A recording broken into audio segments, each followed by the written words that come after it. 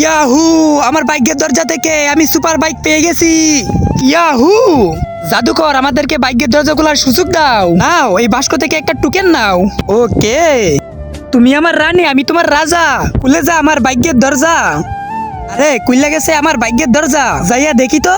আসসালামু আলাইকুম বড় ভাই। আরে দেখ, আমার ভাগ্যটাই তো পুরা খারাপ। আরে ভাই, তুই আইয়া পড়ছস? কি পাইছস তুই? সালামু আলাইকুম বড় ভাই। তোর ভাগ্যটাই তো খারাপ। এবার আমি চেষ্টা করে দেখি। ওইটা নিমু।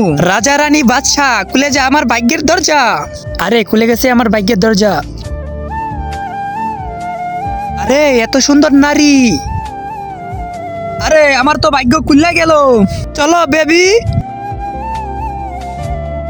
আরে ভাই, তোর ভাগ্য তো অনেক ভালো, তুই এত সুন্দর একটা নারী পাইছস। এখন আমি আমার ভাগ্যের দরজা খুলমু। চুট ডাকাত কুটপাল রাজা, খুলে যা আমার ভাগ্যের দরজা। ওই তো দরজা খুলে গেছে, যায় দেখি তো। ওই হারামি, তুই আমার মাইয়ারে নিছস।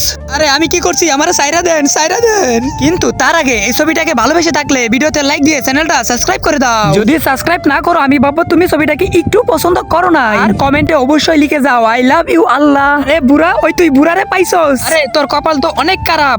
আমার কপাল অনেক ভালো, আমি এত সুন্দর একটা মাইয়া পাইছি। তোরেই আমি বিয়া করমু। আরে তুই ওর লাগি কি করতাছস মা? আরে বাবা, আমি কিছু করি নাই, আমাকে জুল করে ধরে নিয়ে আইছে। তুই আমার মেয়ের সাথে জবরদস্তি করতাছস। আজকে আমি তোর কপাল খারাপ করে দিমু। তুই আজকে কারা?